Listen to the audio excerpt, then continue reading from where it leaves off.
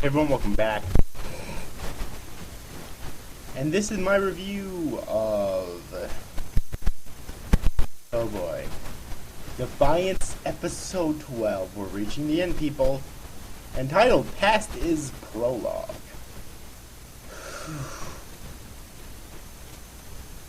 I gotta tell you,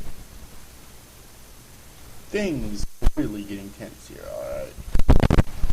In anticipation of the upcoming mayoral elections, Daytech and America are having a debate in the square. As this is going on, Nolan sports a young Castian aiming a rifle at the stage, shooting and killing him. However, the apparent assassination attempt is revealed to be a prank set up by Alak, and the dead shooter was one of his friends.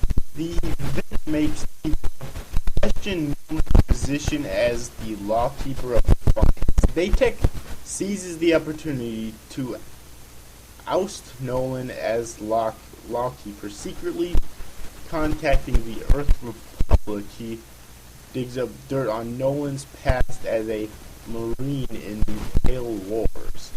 He then publicly broadcasts his findings via the radio station, basically the ARC, I guess. As Nolan tries to make amends with the dead youth's family, and fails, of course. Nolan, after seeing his past coming to light, goes to Amanda's office and resigns. Later, basically that the story they're going with is that she fired him.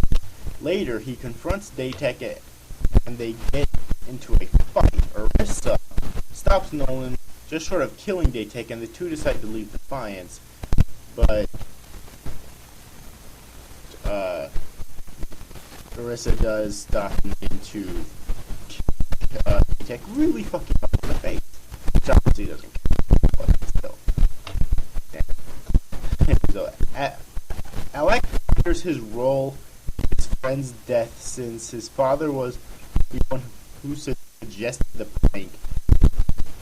He asked his father why he suggested it, knowing Nolan would probably kill him. However, his parents stop him from inquiring further. Later, Alak tries to give his respects to his friends, but they reject him. While out,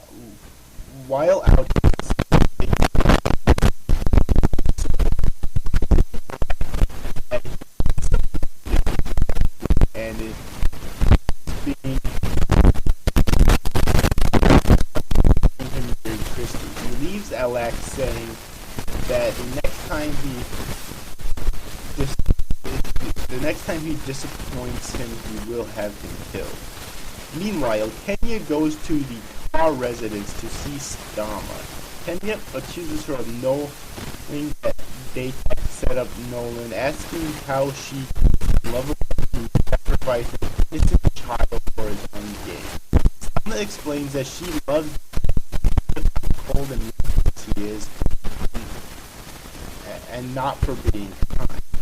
Kenya berates her for being just like Daytech and threatens to expose their relationship to the town, doing it to hurt Stama rather than to affect their respective families' political standing. Stama acts unfazed to disarm, and knowing how damaging the truth would be to her reputation and marriage. That Daytech meets an Earth Republic official planning to gather the town's minds once he becomes the new mayor in exchange for their support. Yule, meanwhile, experiments on the gold artifact she took from Nikki. In the process, she finds that artifact is connected to Arissa, causing her great pain. As Nolan and Arissa prepare to leave, Yule activates. Arissa collapses and Nolan brings her to his office. After telling Nolan to stay outside, she operates on Arissa back back and finds strand-like appendages coming out of her and connecting with ones coming from the gold. During the operation, Marissa had a vision of her past showing an object identical to the but silver melding with her body. Awaking, she finds Yule and he fights Yule and escapes. Nolan enters the lab, finding it ruined. Yule on the floor and Arissa. The episode ends with Arissa chasing a girl she had seen in her vision and collapsing. She is found by Rin, who debates whether or not to kill her after what Nolan did to Car and of course she's still staying with Nolan. While the girl from Marissa's vision watches in the distance. That basically sums up what happened in this episode.